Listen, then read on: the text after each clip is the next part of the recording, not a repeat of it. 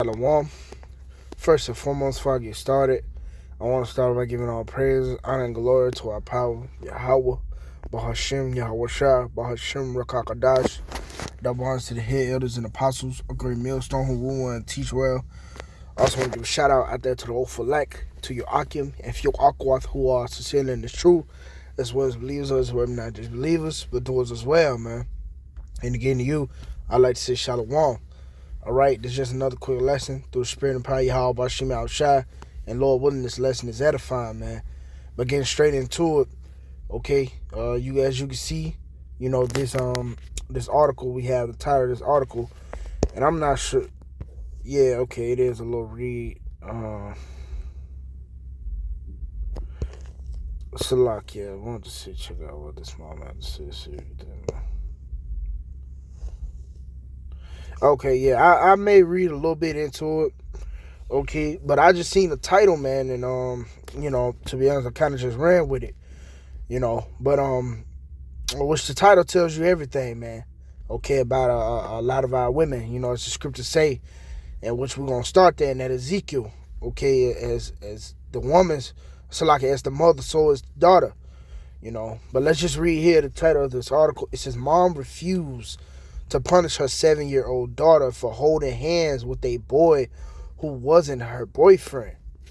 Okay, and you see, it's starting early, man. And this is the mother, okay, which we know, man, Eve ain't shit. Just gotta put it plain and simple.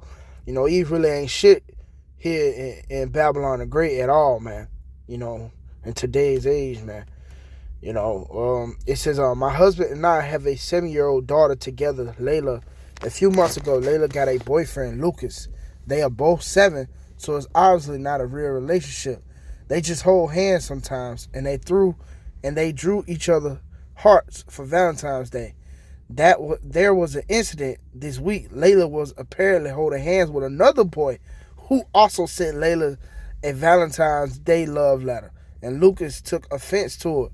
We found out because Lucas' parents called to tell us Lucas won't be coming over to us this Saturday like it was originally planned because he is mad at Layla. And her husband and her aren't on the same page about this one. My husband wants to punish Layla and wants me to have a talk with her about faithfulness. At first, I thought he was joking, but no, he was serious. He says that Layla cheated on Lucas, and I as her mother, should do something about it." Which I'm gonna say, man, I'm with Jake on this one, man. All right, I'm with Jake on this one, man, because the scriptures tell you, and we're gonna go back to it. The scriptures tell you, all right. What is that? Sirach 26 and verse. Let me see. Verse 10. It says, "If thy daughter be shameless, keep her in straitly, lest she abuse herself through overmuch liberty." And see, that's an example of your daughter being shameless. Okay, yeah, she's young, all right, but the scriptures tell you train a child in the way it should go. Let me see. It's a lock it train. If I can find it.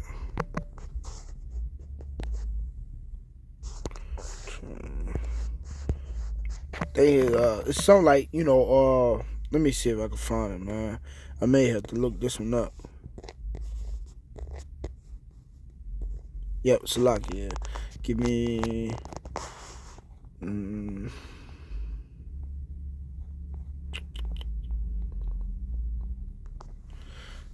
Yep, there it is. Yep. It says Proverbs 22:6. It says, damn, come on. "Train up a child in the way he should go, and when he is old, he will not depart from it."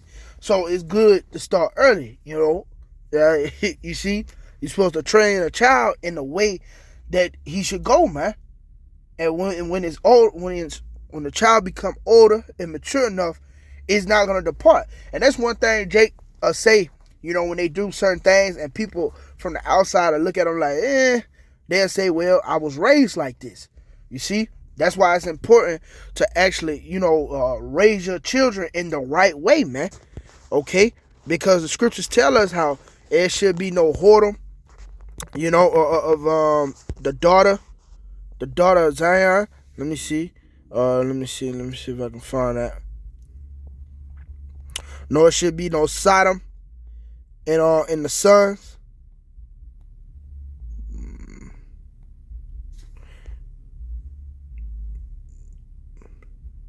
Slacky. That's the wrong one. Let me see if I can find that. Bear with me.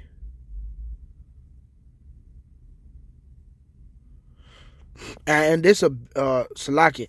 Even this one right here, Leviticus 19:29. Do not prostitute thy daughter to cause her to be a whore, lest the land fall to whoredom and the land become full of wickedness. And that's a major example too of our wicked of our women today. You see how they have been that prostituted, whether it's they're selling themselves through actual honest, because it's an honest way of doing it, and it's a way that's just you sugarcoating it, because a lot of them go on these different dates, these different guys and shit, and you got to take a broad out on a date to actually get between the legs. And again, it ain't like she's just doing it with one guy. No, it's with different guys. So she's becoming a prostitute, man. Okay, versus the other way, you got a bride on the street corners, you pull up to, you handle your business and stuff, that way of prostitution as well. And you see with the women, the fact that the women are brought so low, you see how much wickedness there is in the land, man. You see? But I want to find that, I forgot where, I believe it's in Deuteronomy, actually. Let me see if I can get that. I believe it's in Deuteronomy, where it says there should be no whoredom in the sons of Zion. Paraphrasing. Let me see. Damn, I may have to look this one up too. Yep, Salakia. Bear with. Yeah, this is the book of Deuteronomy, chapter 23, verse 17. It says, there shall be no whore of the daughters of Israel, nor a sodomite of the sons of Israel. So yeah, this is what's commanded unto us, man. There shall be no whore, in the daughter of Israel. See, this is why it's important to obtain, the laws and statutes and commandments of YAHAWASHI, man. Okay? This is important to attain the word of the Lord, man. Because at the end of the day, it's to save your life. Now here it is, you're vouching for your daughter to be basically a whore, man, a little whore, man. But like as we read, we quoted earlier, Ezekiel 16 and verse 44. It says, behold, everyone that uses proverbs shall use this proverbs against thee, saying, as is the mother, so is her daughter. All right, and this is a beautiful example of that, man. Okay, this is a beautiful example. All right, but we're gonna read a little bit more. It says, I told my husband that Layla is 7, not a cheater, and I won't treat her as such. He then accused me of raising a cheater and encouraging bad behavior. AITA, so like, I'm just gonna skip because Jake can't pronounce that shit. But it says, for not wanting to punish Layla. Here's how people responded.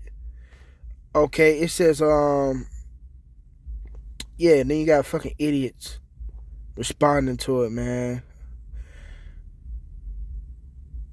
Somebody please have a talk to Lucas about friendship, boundaries, and consent. If he's been out of shape because his girlfriend has another boyfriend at 7, he'll make the worst boyfriend. Look at this bullshit, man. This is America, man. She's 7. It's ridiculous to call her a cheater. At the same time, you can sit her down and explain why Lucas is upset and doesn't want to see her. That's more, man, dude. Like, bro, it's, man, this is the mindset of Americans, man. This is the mindset of fucking Americans, man. Again, like we just read the scripture, train up a child in the way that they should go. That's not because she, it don't matter if she's 7 or not. You still supposed to train her up in a way that she should go. You're supposed to tell her like, look, that's a no. We don't, you don't do that. You can't be holding hands with different boys and shit. That's off, man. And that's off in the YAHAWASHI. Yeah, she's a child, so that's why what? You're training her up, man. You're supposed to, scripture tell you, say, spare not the rod, in certain situations. You're supposed to spare not the rod with your children. And a lot of J's, they'll spare the rod with the children. Now here it is, you have these little fucking GMO babies. And it's all because of the so-called black woman, man. The mindset of the so-called black woman. And, hey, man, I can even speak from my experience dealing with them, them brides, man. They have their children, and they'll say, nah, I'm not going to whoop my kids. My kids are going to know love.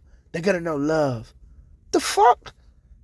It's not sparing their life from, going off and death by, by, putting a rod on their ass is love. Hell, even the Lord chastises us. He whoop our ass because he loves us, man. A beautiful point the elder had brought out. When the elder said, his pops once mentioned, a job, the parent, so like the job of a parent, they basically their whole purpose for you is to what? Keep you alive, man.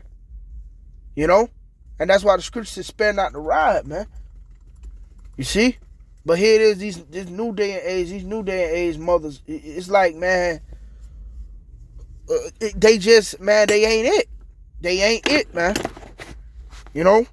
They ain't it, man. They raising up, as far as their little daughters, they raising up little whores. And as far as their sons, they raising up little feminine, little fucking sodomite babies, man. GMO babies. Emotional. These niggas emotional. They full of unreasoning.